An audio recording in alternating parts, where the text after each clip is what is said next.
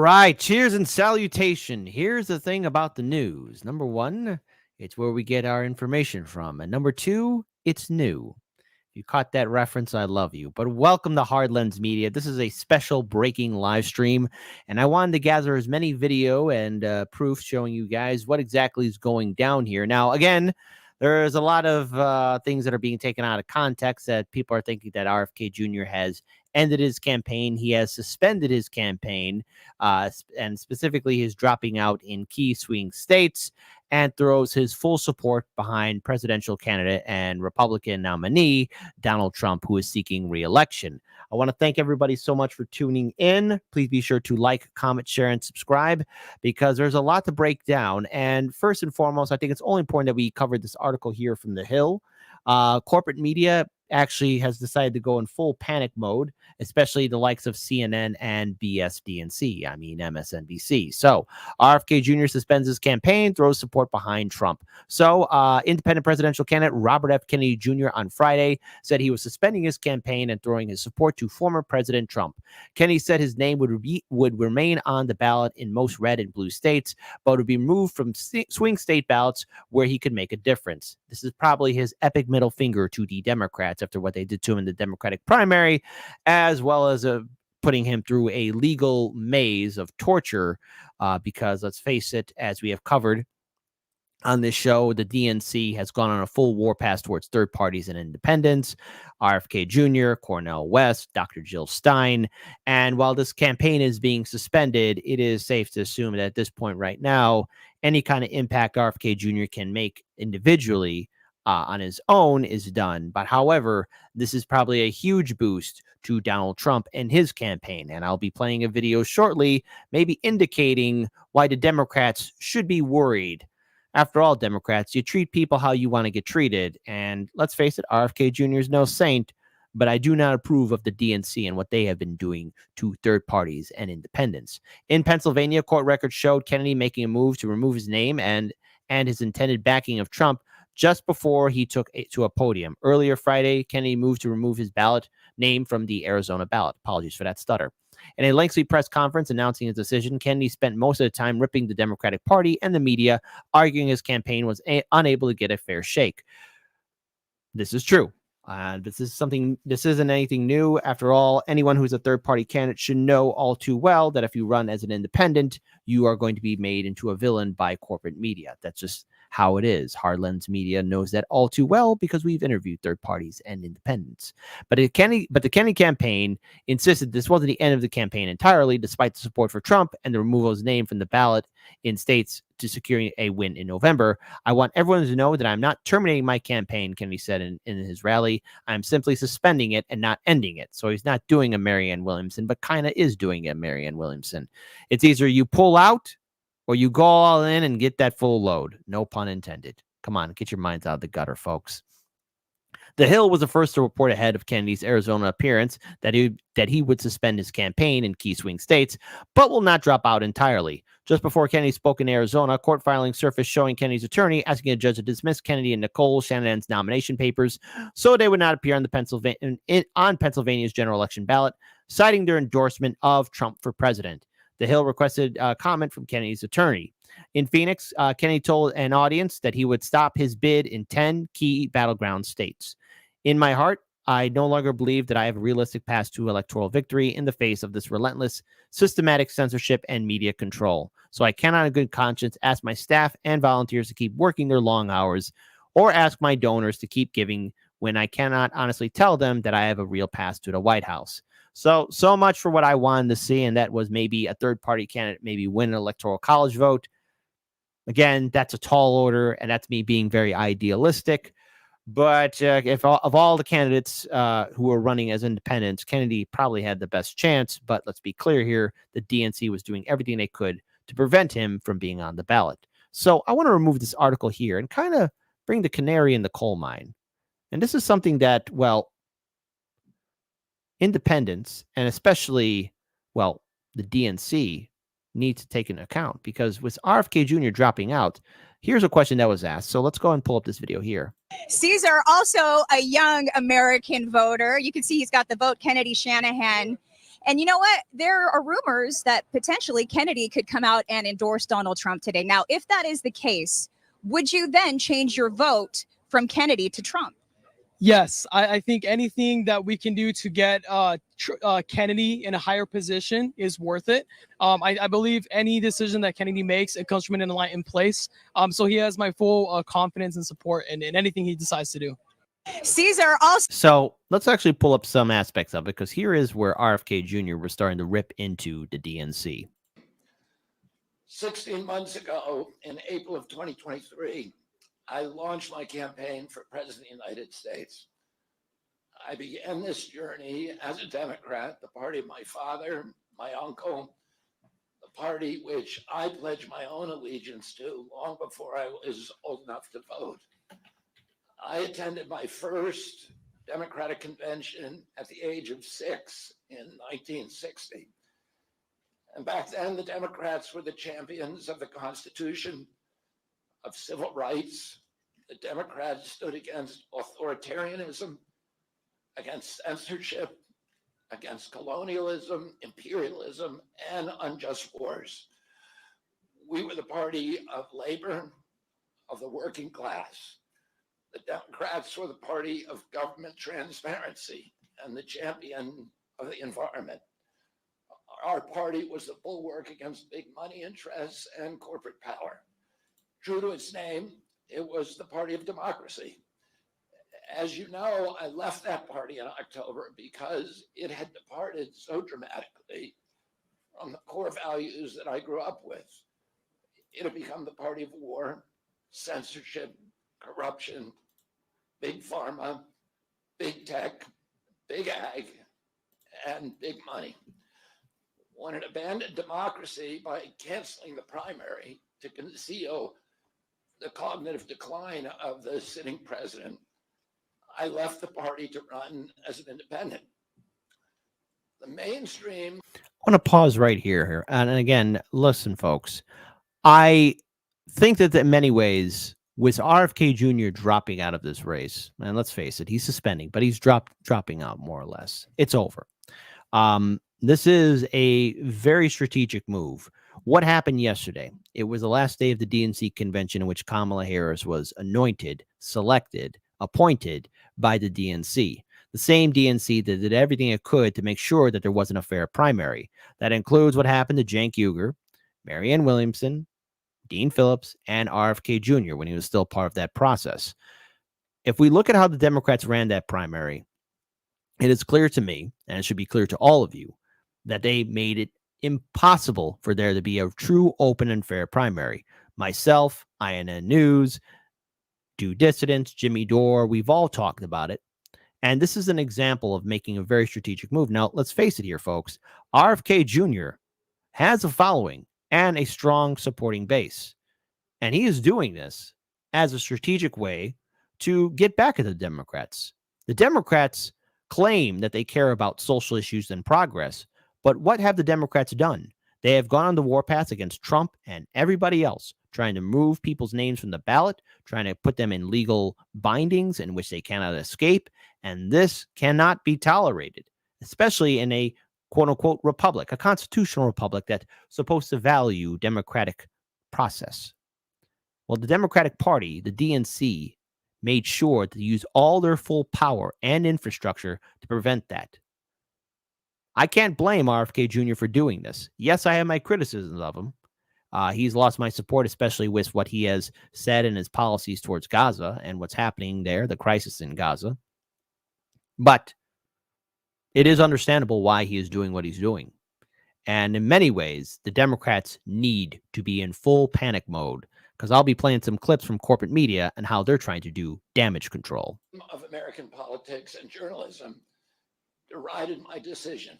Conventional wisdom said that it would be impossible even to get on the ballot as an independent because each state poses an insurmountable tangle of arbitrary rules for collecting signatures. I would need over 1 million signatures, something no presidential candidate in history had ever achieved. And then I'd need a team of attorneys and millions of dollars to handle all the legal challenges from the DNC. The naysayers told us that we were climbing a glass version of Mount Impossible. So the first thing I want to tell you is that we proved them wrong. We did it because beneath the radar of mainstream media organs, we inspired a massive independent political movement. More than 100,000 volunteers sprang into action, hopeful that they could reverse our nation's decline. Many worked 10-hour days, sometimes in blizzards and blazing heat. They sacrificed family time, personal commitments, and sleep month after month, energized by a shared vision of a nation healed of its divisions. They set up tables at churches and farmers markets. They canvassed door to door. In Utah and in New Hampshire, volunteers collected signatures in the snowstorm. Poor Schmoley. I think he's out of a job. I know we need to treat this seriously, but William Charles, that's brilliant. What grift will Schmoley work now? You mad dog genius, you. Be nice. This is a family-friendly show. Convincing each supporter to stop in the frigid cold, to take off their gloves, and to sign legibly. During a heat wave in Nevada, I met a tall, athletic volunteer who cheerfully told me that he had lost 25 pounds collecting signatures in 117-degree heat. To finance this effort, young Americans donated their lunch money, and senior citizens gave up part of their Social Security checks. Our 50-state organization collected those millions of signatures and more. No presidential campaign in American political history has ever done that. And so I want to thank all of those dedicated volunteers and congratulate the campaign staff who coordinated this enormous logistical feat. Your accomplishments were regarded as impossible. You carried me up that glass mountain. You pulled off a miracle. You achieved what all the pundits said could never be done. You have my deepest gratitude, and I'm never going to forget that, not just for what you did for my campaign, but for the sacrifices you made because you love our country. You showed everyone that democracy is still possible here. It continues to survive in the press and in the idealistic human energies. Well, that's debatable if it's in the press, because the press has been your number one enemy. And how do I know this? Because the press has been silencing and suppressing third parties and independents for a very long time. Hard Lens Media knows this all too well because everyone we've interviewed have said the same thing. The press constantly is giving them the middle finger. I know, it's all too real. And as for a democracy, we have an oligarchy. No real republic, no real democracy would be acting in this nature, but that's what happens when the Supreme Court legalizes bribery. Thank you, Citizens United. Thank you, McCutcheon's decision. And by the way, folks, if you want to see bipartisanship, check out some of our previous videos we've done from 2017, even up until now, when we interviewed third parties such as Greens, Libertarians, and Independents.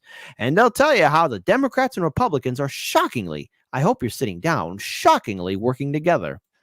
That still thrive beneath a canvas of neglect and of official and institutional corruption. Today, I'm here to tell you that I will not allow your efforts to go to waste. I'm here to tell you that I will leverage your tremendous accomplishments to serve the ideals that we share, the ideals of peace, of prosperity, of freedom, of health, all the ideals that motivated my campaign. I'm here today to describe the path forward that you've opened with your commitment and with your hard labors. So I want to pull up something else here as well. And of course, let's face it, this is going to be a very interesting conversation, especially when, Kennedy has been given the full kiss of death by the rest of his clan. So let's play this video here. The chronic disease crisis was one of the primary reasons for my running for president, along with ending censorship in the Ukraine war. It's the reason I've made the heart-wrenching decision to suspend my campaign and to support President Trump.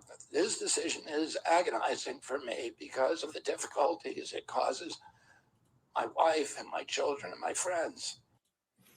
Now, I want to pull up one other video here as well, where again, RFK Jr. is stating he's not ending his campaign, he's suspending it. But I think it's fair enough to say, let's have democracy in the chat here as well, that he is ending his campaign. Especially if he's ending in key battles around swing states, he's not going to get enough of the main electoral college votes. And by endorsing Trump, pretty much he is siding with him. Whether or not RFK Jr. is playing a key role or a minimal role in Trump's administration has yet to be seen.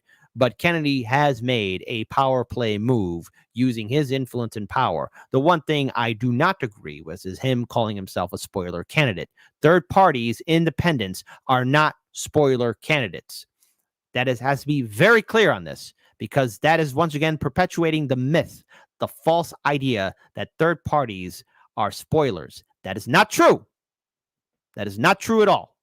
So, without further ado, I want to play this video here. Shout out to Hotspot for, again, uploading this video. And please, folks, please be sure to hit that like button. I'm sorry to keep everybody waiting. 16 months ago, in April of 2023, I launched my campaign for President of the United States. I began this journey as a Democrat, the party of my father, my uncle, the party which I pledged my own allegiance to long before I was old enough to vote. I attended my first Democratic convention at the age of 6 in 1960. And back then, the Democrats were the champions of the Constitution, of civil rights. The Democrats stood against authoritarianism, against censorship, against colonialism, imperialism, and unjust wars. We were the party of labor, of the working class. The Democrats were the party of government transparency and the champion of the environment. Our party was the bulwark against big money interests and corporate power. True to its name, it was the party of democracy. As you know, I left that party in October because it had departed so dramatically from the core values that I grew up with. It had become the party of war, censorship, corruption, big.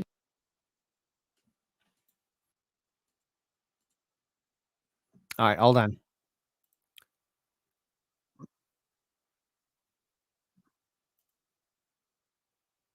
Now, hold on, folks. Let me just continue. Sorry, I didn't mean to pause it right there. There was a little bit of delay. Sorry about that, folks. Pharma, big tech, big ag, and big money. All right, so I do want to pull up this video here as well. Sorry, folks. There was a delay there. I was trying to get something set up here. But I want to go into further detail about what other snippets of what RFK Jr. was saying before we get to how the Democrats are trying to do full-on damage control. Apologies again for that delay. And nobody in power seemed to care or to even notice. For 19 years, I prayed every morning that God would put me in a position to end this calamity. The chronic disease crisis was one of the primary reasons for my running for president, along with ending censorship in the Ukraine war. It's the reason I've made the heart-wrenching decision to suspend my campaign and to support President Trump.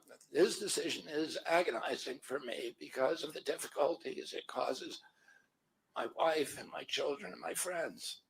But I have the certainty that this is what I've meant to do. And that certainty gives me internal peace, even in storms. If I'm given the chance to fix the chronic disease crisis and reform our food production, I promise that within 2 years, we will watch chronic disease burden lift dramatically. We will make Americans healthy again. Within 4 years, America will be a healthy country. We will be stronger, more resilient. Now, I do call into the question because let's face it, folks, Donald Trump is also connected to the establishment as well. Both parties are one and the same. Now, who knows just what kind of administration Donald Trump will truly have. But knowing how Big Pharma has influence over all politicians, knowing how the top 1% control everything, I truly doubt, and I would be an absolute state of shock if RFK Jr. was put in a position that would challenge Big Pharma, especially in Trump's administration. But who knows? Stranger things have happened. More optimistic and happier. I won't fail in doing this. Ultimately, the future, however it happens, is in God's hands and in the hands of the American voters and those of President Trump. If President Trump is elected and honors his word, the vast burden of chronic disease that now demoralizes and bankrupts the country will disappear. This is a spiritual journey for me. I reached my decision through deep prayer, through hard-nosed logic, and I asked myself, what choices must I make to maximize my chances to save America's children and restore national health? I felt that if I refused this opportunity, I would not be able to look myself in the mirror, knowing that I could have saved lives of countless children and reversed this country's chronic disease epidemic. I'm 70 years old. I may have a decade to be effective. I can't imagine that President Harris would allow me or anyone to solve these dire problems. After 8 years of President Harris, any opportunity for me to fix the problem will be out of my reach forever. President Trump has told me that he wants this to be his legacy. I'm choosing to believe that this time he will follow through. His son, his biggest donors, his closest friends, and all support this objective. My joining the Trump campaign will be a difficult sacrifice for my wife and children, but worthwhile if there's even a small chance of saving these kids. Ultimately, the only thing that will save our country and our children is if we choose to love our kids more than we hate each other. That's why I launched my campaign to unify America. My dad and uncle made such an enduring mark on the character of our nation, not so much because of any particular policies that they promoted, but because they were able to inspire profound love for our country and to fortify our sense of ourselves as a national community held together by ideals. They were able to put their love into the intentions and hearts of ordinary Americans and to unify a national populist movement of Americans, Blacks and whites, Hispanics, urban and rural Americans. They inspired affection and love and high hopes and a culture of kindness that continue to radiate among Americans from their memory. That's the spirit on which I ran my campaign and that I intend to bring into the campaign of President Trump. Instead of vitriol and polarization, I will appeal to the values that unite us, the goals that we could achieve if only we weren't at each other's throats. The most unifying theme for all Americans is that we all love our children.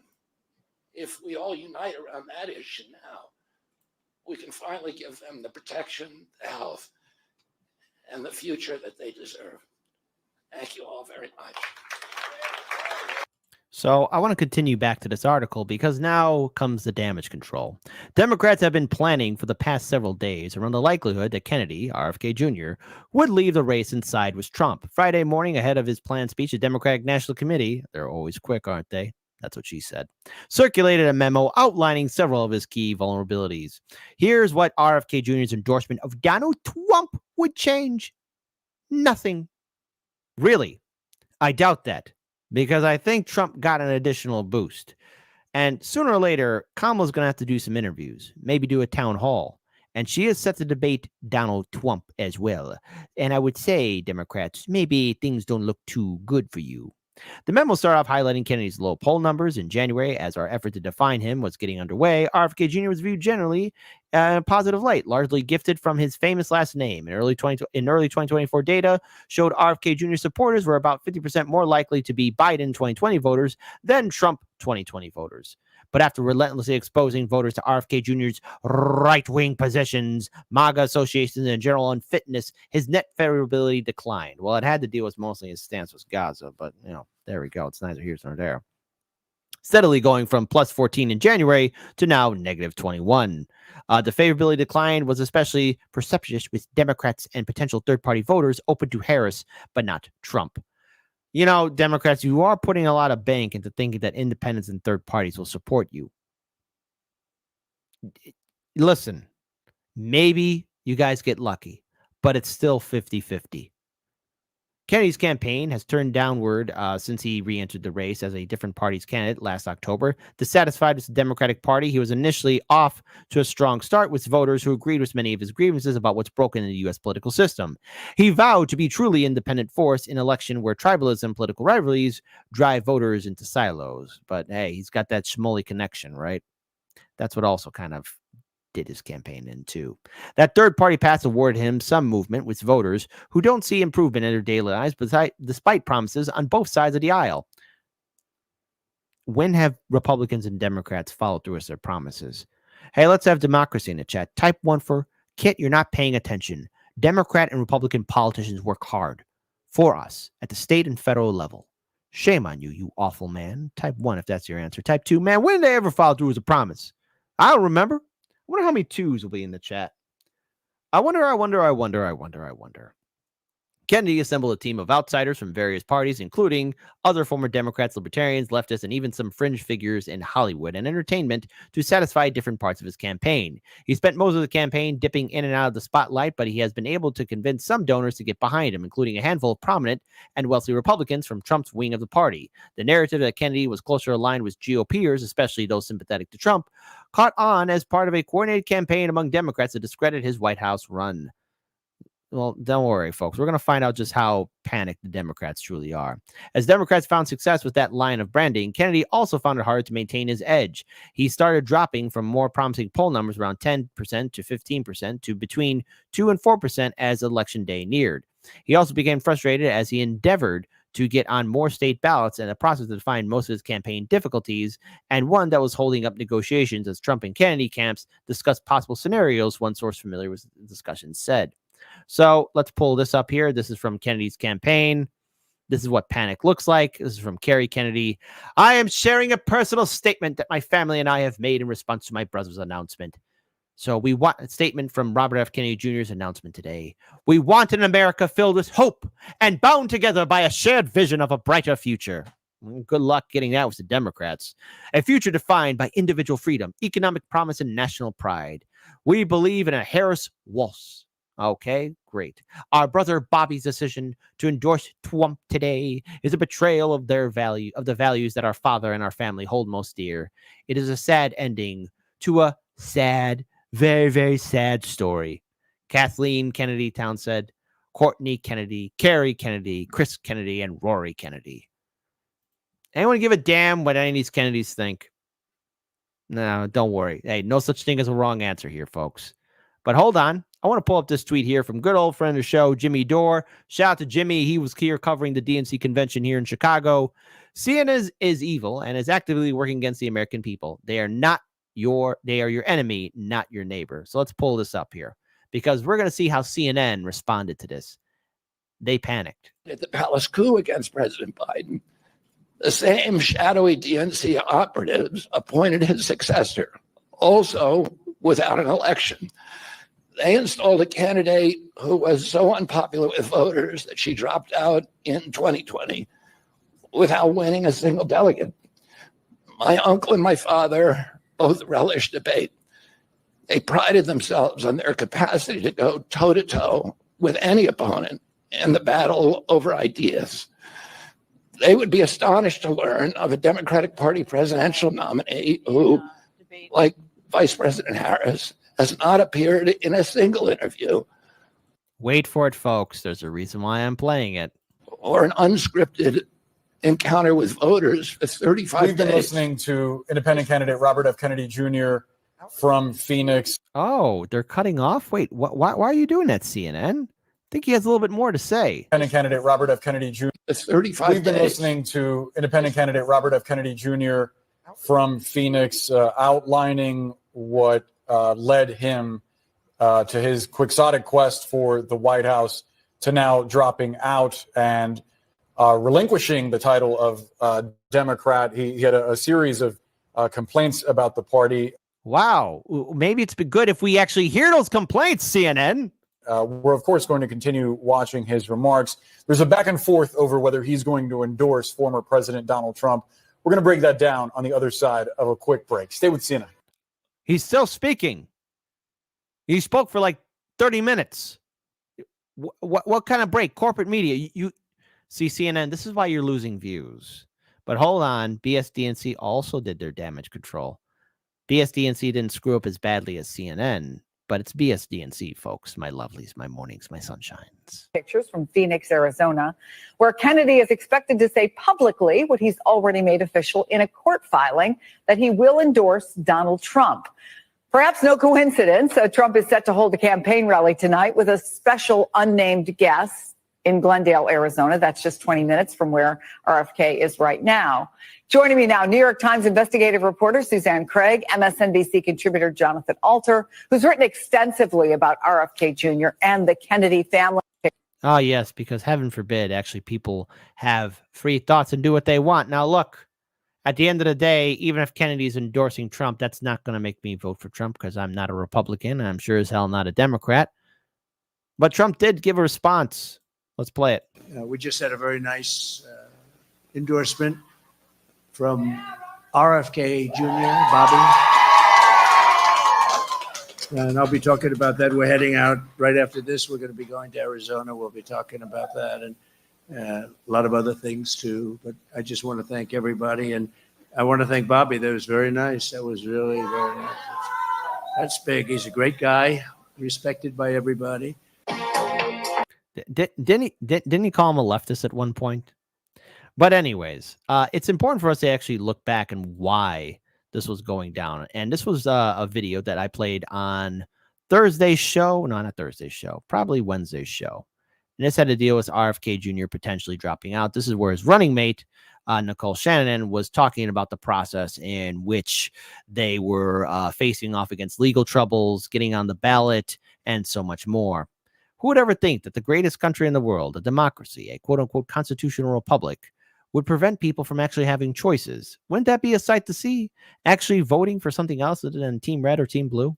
I have to say there's only one party that has obstructed a fair election for us. And unfortunately, it was the Democratic Party. They've done everything they can, including creating PACs to prevent us from being able to have ballot access. Yeah, it's interesting because you were saying that you could stay in and run the risk of Kamala Harris win, or you could walk and you could join forces with Donald Trump. When you say join forces, Nicole, what do you mean specifically?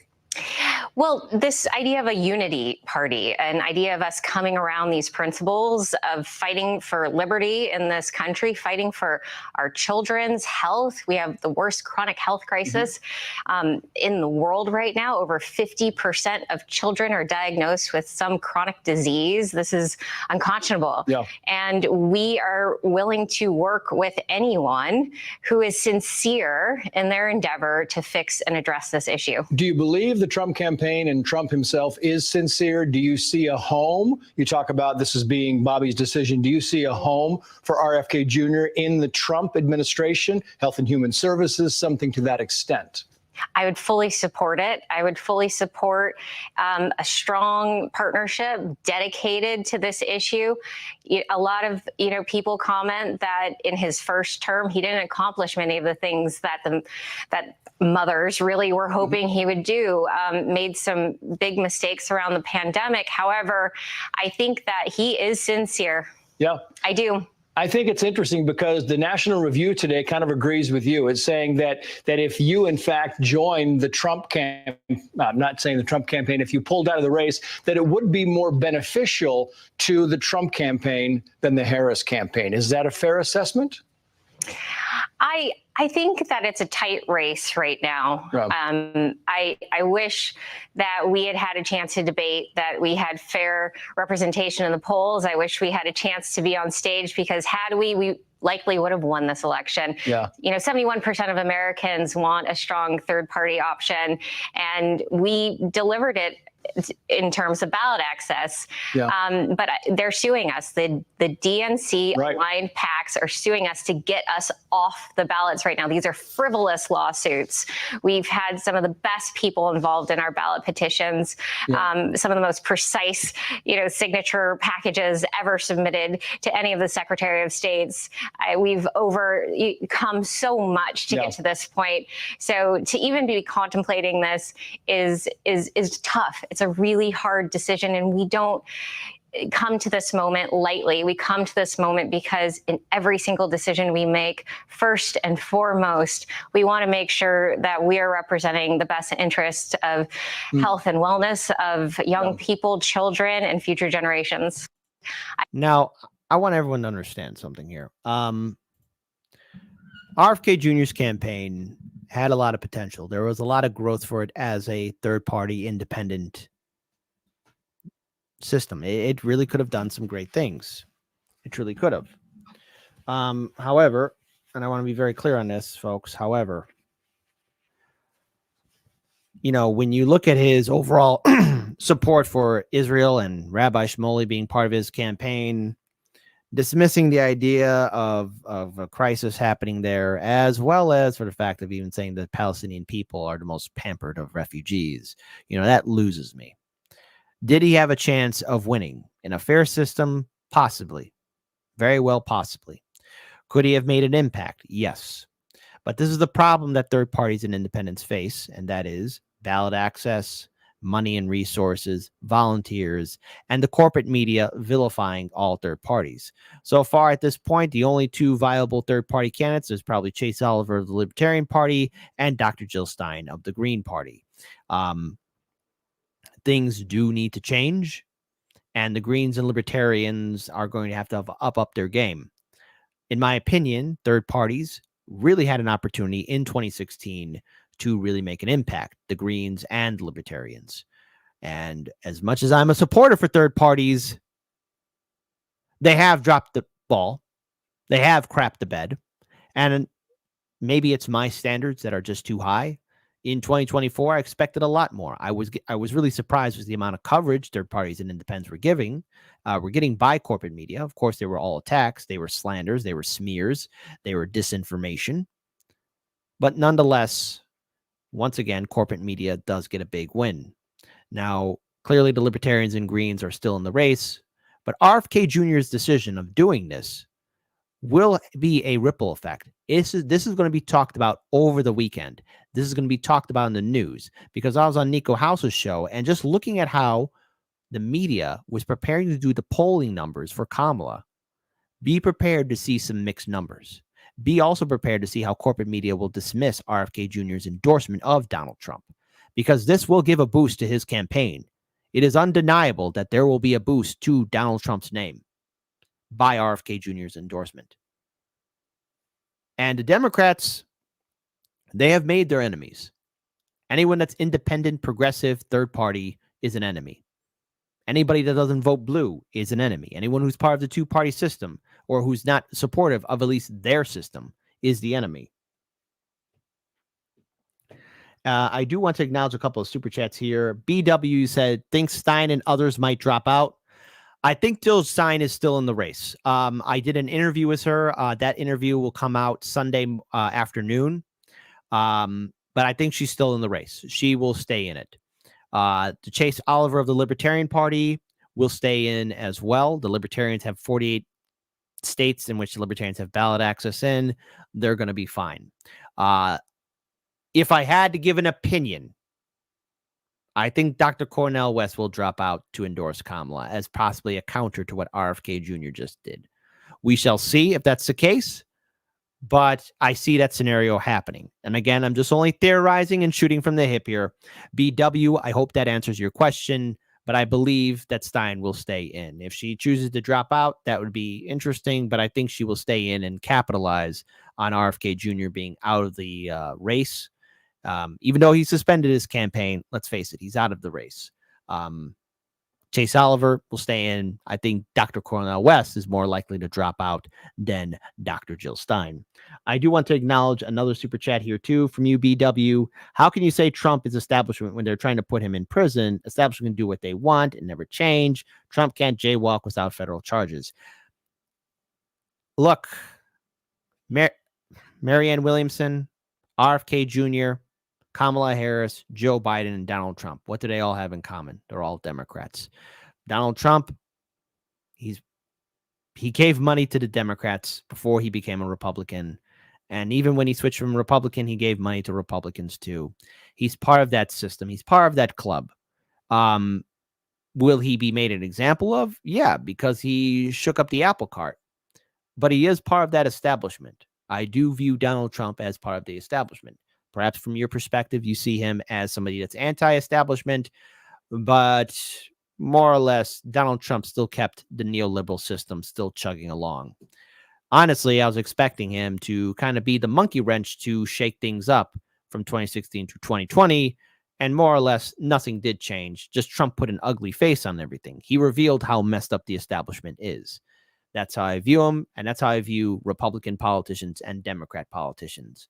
I think if you're associated with both parties and you're running in both parties, you are part of the establishment, and you cannot reform or fix either party.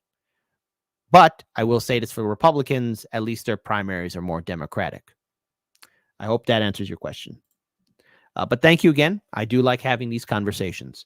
Blue Moon, red wine. Which kids does Bobby plan to save? The ones in Palestine or the one he met on first name Jeffrey, last name E? Blue Moon, be nice. Be nice indeed. Be nice indeed. I also want to acknowledge everybody here joining us on Rumble. Shout out to everybody else here as well. Please be sure to hit that like button. But there's one other thing I want to bring up here as well, because there will be panic. A lot of people are going to be talking about this tonight, Saturday, Sunday. And yes, we will be talking about this Monday morning. I have two guests back to back on my Monday morning show at 9 a.m. First one will be Larry Sharp. He's part of the Libertarian Party and also hosts the Sharp Way. And also later on in the morning as well, I'll be having none other than Jamal Green on my show. Two guests back to back. So tune in to check out Hard Lens Media because there's a lot to talk about. And this weekend is going to be explosive. But speaking of explosive, there's going to be people whose feelings are hurt. People's feelings who are hurt. But hold on, we got one more super chat here. Nas M tipped $5. It's a uni party, and factions within the party don't like Trump, who try to whack high. That's why you think Trump is not part of the establishment. Okay, fair enough. Fair enough. Let me just go ahead and pull up something here because, folks, if you want to see mental maturity, give it up for this boy, Keith Olbermann, to my friend Robert F. Kennedy Jr., which I don't think he views you as a friend, honey child. You're an effing anti-American disaster. Keith Olbermann, you used to be relevant. And let's see. Cornell will drop without her changing Israel's stance. You know what? I'm just going to say this about Cornel West. It was a waste of time. I have to say, and I think RBN did a far superior job in breaking apart how much a pathetic waste of time Cornel West campaign was. I don't see how he has a pathway to anything. So that's just my opinion on it. Maybe he will drop out. Maybe he won't. But in regards to likelihood, chances of people dropping out, it would be Cornel West first before Dr. Jill Stein. But, you know, Keith Olbermann, you know, he's always a gentleman, isn't he? Nice to see you be nice of you to be stupid to recognize that supporting Trump will defeat everything you claim to stand for.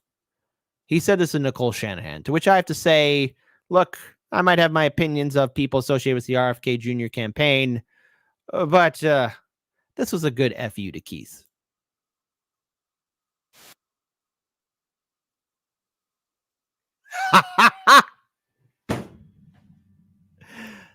That was funny. And in regards to a final statement, here's from RFK Jr. himself. I'm so grateful to my amazing wife, Cheryl, and for her unconditional love. As I made this political decision with which she is very uncomfortable, I wish this also for the country. Love and unity, even in the face of disagreement. We will need that in coming times. To which I will have to say, look, this will be a very intense election cycle. Emotions are going to be running high, and so many people are going to be emotionally attached to this election. It will be 50-50. Voter turnout is key. And RFK Jr. made a very powerful move in regards to giving his support to Donald Trump. It will boost up Trump's numbers. More people will turn up to vote for him. And we will see what RFK Jr. does further.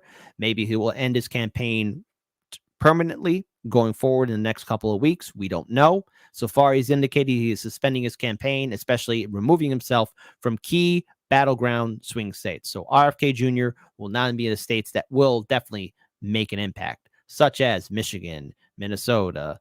We've also got Wisconsin, possibly definitely Pennsylvania will be a battleground state. The fate of the country will rest in the hands of the great people of the great state of Pennsylvania. So to people in Pennsylvania, hey, vote however which way you like. But Trump did get a boost, especially ending this week where the Democrats were on a high with Kamala Harris. I want to thank everybody for joining and tuning in for Hard Lens Media. This is just a short video in regards to acknowledging what was taking place here. At the end of the day, folks, we will be addressing more of this on Monday, as well as the further fallout of what happened in regards towards RFK Jr. and this historic announcement. The weekend shows will be talking about it, and we will be giving our breakdown analysis as well as my two guests, Larry Sharp and Jamal Green, who will be showing up on my Monday show. So tune in Monday morning, 9 a.m. Central. We got a couple more super chats here. Let me acknowledge these. These bitches want Nikes to $10. I'm an anti-Zionist righty, and we want some similar things. And we know Trump won't fix our problems, but he won't mandate vaccine on us, nor will he let our border remain open. You know, I'm glad to have a diverse audience here, and I'm glad that people are addressing this. Do I think Trump or Kamala are going to end the crisis in Gaza? No. I think Bassem Youssef breakdown on CNN when he talked about what was going to happen, Israel's pretty much going to get away with this. And unfortunately, RFK Jr. being Zionist as well doesn't really help out anything or anyone. But this is true. And unfortunately, the Democrats have to live with this. I think pretty much Trump got a major win today as the Democrats are closing this week. We also got another super chat from Nas M, who tipped $5.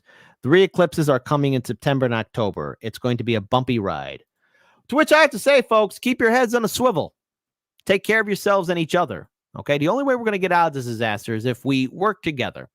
And no matter what happens on election night, guess what happens? The world still moves on. You can do what I can do. Now, I don't know which candidate I'm going to support. I'm not voting Kamala or Biden. Hell, I might just,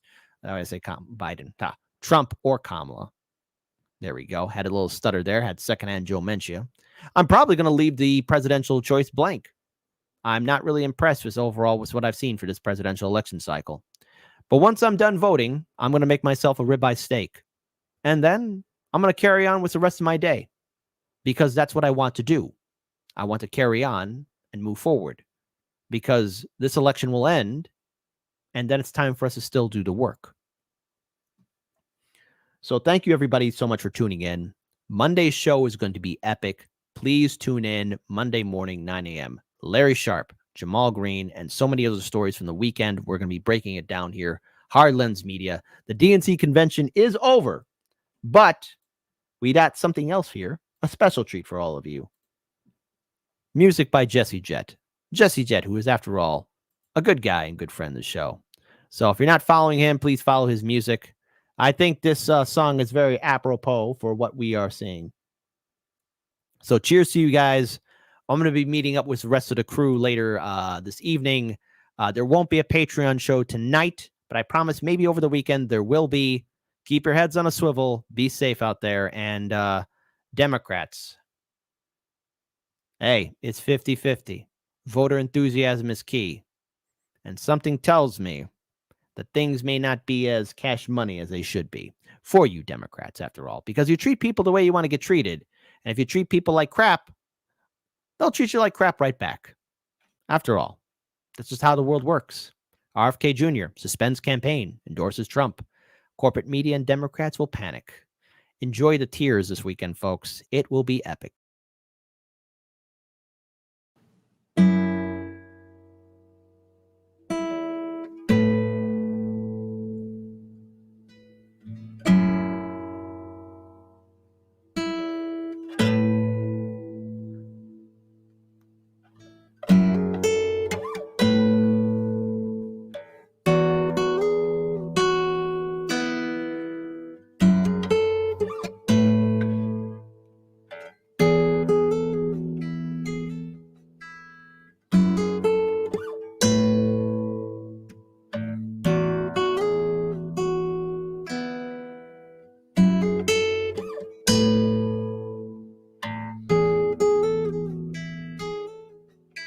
SWAT team took your neighbor today. Watch them as they walked him away. You told yourself extremists come in all different shapes. Met his eyes and lowered your gaze. Is it too late for us to ever change? We are collecting the dust of better days. They're always watching us, but we're never safe. We're not meant to be safe, not meant to escape. We aren't meant to wake.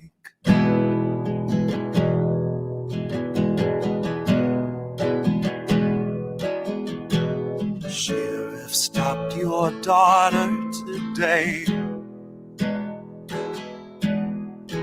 Pepper sprayed her twice in the face. He must have had good reason if he'd treat her that way. At least that's what they've taught you to say. But is it too late for us to ever change? Once we're collecting the dust of better days. They're always watching us, but we're never safe. We're not meant to feel safe, not meant to escape. We aren't meant to wake.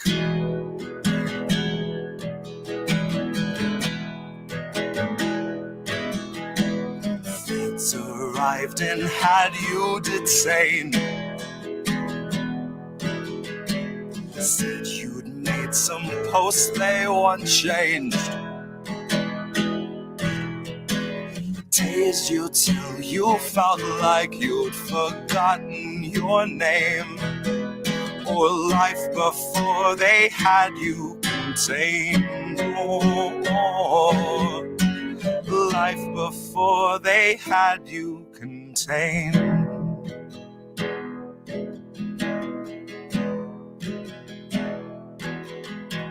SWAT team took your neighbor today.